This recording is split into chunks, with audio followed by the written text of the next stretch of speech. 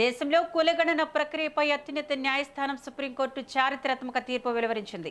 జనగణనలో భాగంగా కులాల లెక్కింపును చేపట్టడానికి గ్రీన్ సిగ్నల్ ఇచ్చింది. కులగణనను వ్యతిరేకిస్తూ దాఖలైన పిటిషన్లు విచారించిన సుప్రీంకోర్టు ధర్మాసనం వాటిని పూర్తిగా కొట్టివేస్తూ ప్రభుత్వ నిర్ణయానికి అనుకూలంగా లైన్ క్లియర్ చేసింది. ఈ సందర్భంగా జస్టిస్ సూర్యకాంత్ నేతృత్వంలోని ధర్మాసనం కీలక వ్యాఖ్యలు చేసింది. కులగణన అనేది పూర్తిగా ప్రభుత్వ విధానపరమైన నిర్ణయమని, ఇటువంటి పాలనాపరమైన వ్యవహారాలు న్యాయస్థానాల జోక్యం ఎంతమాత్రం ఉండబోదని స్పష్టం చేసింది. సమాజంలో వెనుకబడిన జనాభా వివరాలు, వారి సామాజిక స్థితిగతులు ఖచ్చితంగా తెలిసినప్పుడు మాత్రమే నిజమైన అభివృద్ధి సాధ్యమవుతుందని ధర్మాసనం అభిప్రాయపడింది. అర్హులైన ప్రతి ఒక్కరికి సంక్షేమ పథకాలు సక్రమంగా అందాలన్నా వాటి సమర్థవంతమైన అమలుకైనా కులగణన అనేది ఎంతగానో ఉపయోగపడుతుందని, ఇది నేటి పరిస్థితుల్లో తప్పనిసరి న్యాయమూర్తి వెల్లడించింది. అలాగే సంక్షేమ పథకాల అమలుకు ఎంతమంది వెనుకబడిన కులాలు వారున్నారో తెలుసుకోవాలని వ్యాఖ్యానించింది. సుప్రీంకోర్టు ఇచ్చిన ఈ కీలక తీర్పుతో దేశవ్యాప్తంగా కులగణన ప్రక్రియను ముందుకు తీసుకువెళ్లేందుకు ప్రభుత్వాలకు ఉన్న చట్టపరమైన అడ్డంకులన్నీ తొలగిపోయాయి.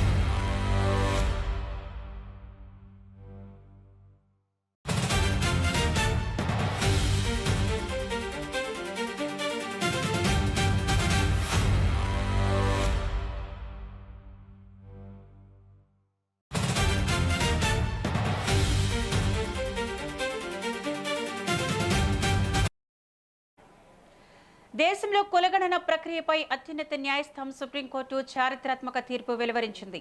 జనగణనలో భాగంగా కులాల లెక్కింపును చేపట్టడానికి గ్రీన్ సిగ్నల్ ఇచ్చింది. కులగణనను వ్యతిరేకిస్తూ దాఖలైన పిటిషన్లను విచారించిన సుప్రీంకోర్టు ధర్మాసనం వాటిని పూర్తిగా కొట్టివేస్తూ ప్రభుత్వ నిర్ణయానికి అనుకూలంగా లైన్ క్లియర్ చేసింది. ఈ సందర్భంగా జస్టిస్ సూర్యకాంత్ నేతృత్వంలోని ధర్మాసనం కీలక వ్యాఖ్యలు చేసింది. కులగణన అనేది పూర్తిగా ప్రభుత్వ విధానపరమైన నిర్ణయమని, ఇటువంటి పరిపాలనాపరమైన వ్యవహారాలలో న్యాయస్థానాల జోక్యం ఎంతమాత్రం ఉండబోదని స్పష్టం చేసింది. సమాజంలో వెనుకబడిన జనాభా వివరాలు, వారి సామాజిక స్థితిగతులు ఖచ్చితంగా తెలిసినప్పుడు మాత్రమే నిజమైన అభివృద్ధి సాధ్యమవుతుందని ధర్మాసనం అభిప్రాయపడింది. అర్హులైన ప్రతి ఒక్కరికి సంక్షేమ పథకాలు సక్రమంగా అందాలన్నా వాటి సమర్థవంతమైన అమలుకైనా కులగణన అనేది ఎంతగానో ఉపయోగపడుతుందని, ఇది నేటి పరిస్థితుల్లో తప్పనిసరని న్యాయమూర్తి వెల్లడించింది. అలాగే సంక్షేమ పథకాల అమలుకు ఎంతమంది వెనుకబడిన కులాల వారున్నారో తెలుసుకోవాలని వ్యాఖ్యానించింది. సుప్రీంకోర్టు ఇచ్చిన కీలక తీర్పుతో దేశవ్యాప్తంగా కులగణన ప్రక్రియను ముందుకు తీసుకువెళ్లేందుకు ప్రభుత్వాలకు ఉన్న చట్టపరమైన అడ్డంకులన్నీ తొలగిపోయాయి.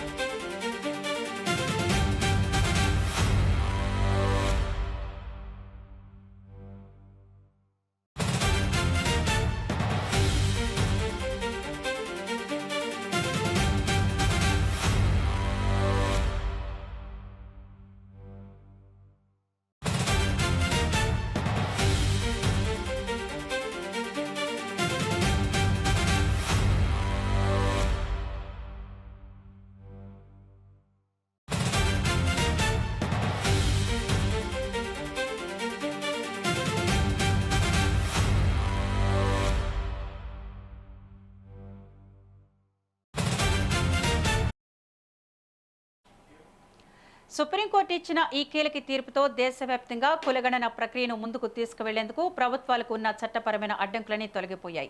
ఇక ఇదే అంశానికి సంబంధించి మరింత సమాచారం మా బ్యూరో చీఫ్ శేఖర్ అందిస్తారు.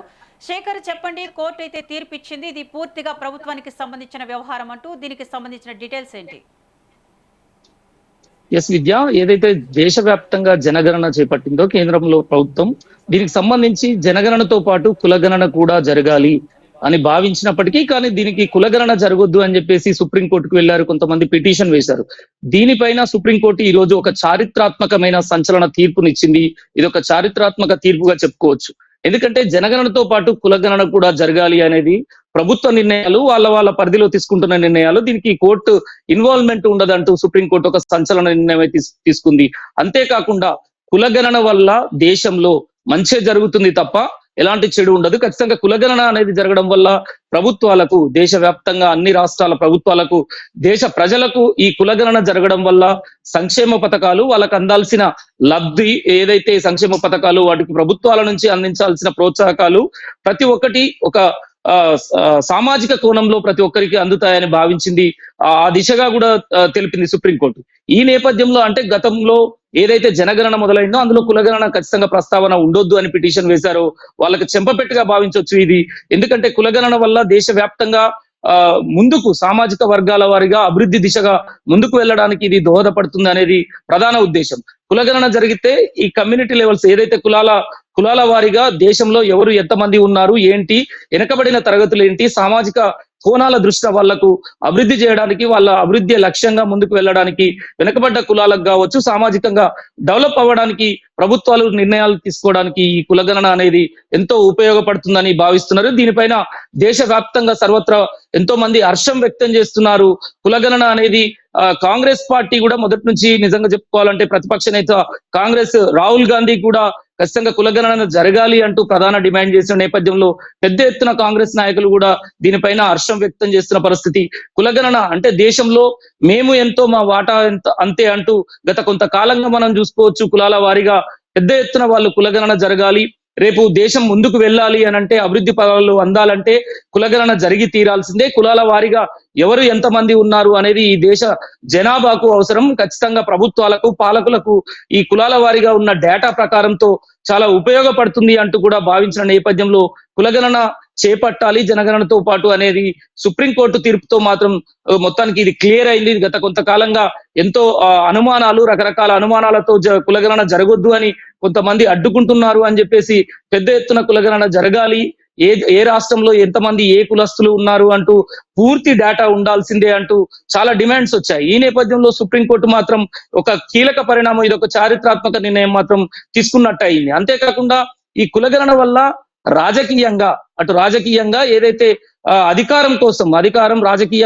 రాజకీయంగా కూడా మార్పులు చోటు చేసుకునే అవకాశం ఉంది. కులాల వారిగా అత్యంత ఎక్కువ కులాల జనాభా ఉన్న వారికి రాజకీయంగా ప్రాతినిధ్యం కల్పించే ఉద్దేశం పైన రాజకీయంగా కూడా రకరకాల అనుమానాలు ఉన్నాయి. కాకుండా ఇది రాజకీయ కోణంలో చూడాల్సిన అవసరం కూడా లేదు. ఖచ్చితంగా కులాల వారిగా డేటా ఉండడం వల్ల వాళ్ళకి అనేక సంక్షేమ పథకాలు, ప్రభుత్వాల నుంచి వచ్చే పథకాలు కావచ్చు, ఓవరాల్ గా ఈ కులాలకు ఎక్కువ జనాభా ఉన్నారు, ఎంతమంది వెనకబడిన వాళ్ళు ఉన్నారు, షెడ్యూల్ క్యాస్ట్ కావచ్చు, ఓవరాల్ గా అన్ని కులాలకు ఏ కులానికి ఏం కేటాయింపులు చేయాలనేది కూడా ప్రభుత్వాలకు చాలా ఈజీ అవుతుంది.